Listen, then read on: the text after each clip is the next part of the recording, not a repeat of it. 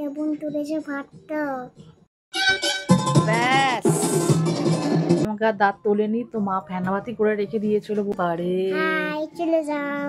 এই নমস্কার বন্ধুরা, আজকের ব্লগটা কিন্তু এখান থেকে শুরু করছিলাম। হ্যাঁ, তোমরা দেখছো একটু অন্য ব্যাকগ্রাউন্ড। এটা চলে হচ্ছে দাঁতের ডাক্তারখানা। তোমরা দেখলে যে আগে যে আমি চলে গেছিলাম হচ্ছে দাঁতের ব্যথার জন্য দাঁতের হসপিটালে। অ্যাপয়েন্টমেন্ট তো নিয়েছিলাম, তো ক্যান্সেল করে দেওয়ারও কথা ছিল, কিন্তু অজরে নেমে গিয়েছিল হচ্ছে বৃষ্টি। জাস্ট আমি ওই ডাক্তারখানার অ্যাপয়েন্টমেন্টের সময় ছিলাম, তারপরেই নেমে গেছিল বৃষ্টি।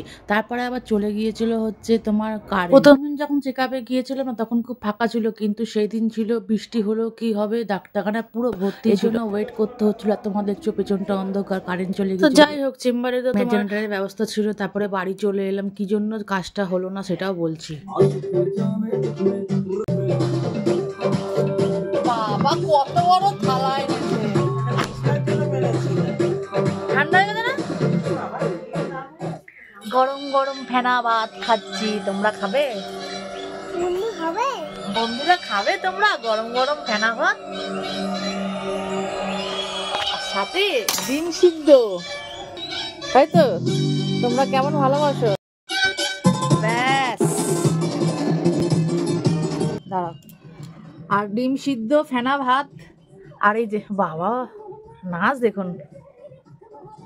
আজকে দাঁত তুলবো বলে গেছিলাম, কিন্তু রক্ত কম হওয়াতে আমাকে আর দাঁত তোলেনি। তো মা ফেনাভাতই করে রেখে দিয়েছিল, বলেছিলাম গরম গরম ফেনা ভাত। তো কি করব, তো এখন গরম গরম ফেনা ভাত। আর তোমাদের ওখানে কি আজকে বৃষ্টি হচ্ছে? তো কমেন্ট সেকশনে কমেন্ট করো। তো আমাদের এখানে খুব বৃষ্টি হচ্ছে, ভিজে ভিজে গেছি। যে ভাত খাবে, ও ডিম দেখে কিন্তু খিদে পেয়ে গেছে অলরেডি।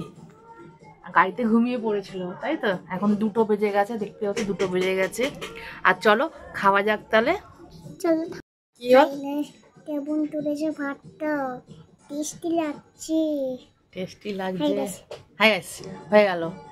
কেমন করে ভাতটা মেখেছি। হাই গাইস, বলো কি অ্যাক্টিং পারে। হাই চলে যাও। এই বলছে হাই চলে যাও।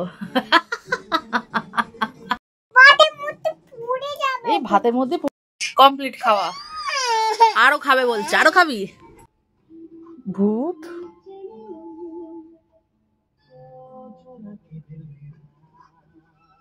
আরে শুতে আয়, অনেক নেচেছিস।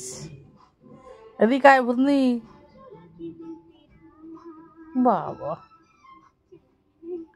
ওরে বাবা, ঠিক আছে, ওকে ওকে ওকে। সেদিনটা হচ্ছে শুক্রবার, তো সকালবেলা মতন স্কুলে গেছিল। আর যেহেতু মাঝে গাড়ির মধ্যে ঘুমিয়ে পড়েছিল না, তাই জন্য দুপুরবেলাটা চাইছিল না, ওই টিভি চালিয়ে দিয়েছিলাম, তখন নাস্তা আরম্ভ করেছিলাম। তো আজকে তোমাদের ছোটবেলাটা কেমন লাগছে আমাকে কমেন্ট সেকশনে কমেন্ট করে জানাবে। ভালো লাগলে শেয়ার করে দেবে।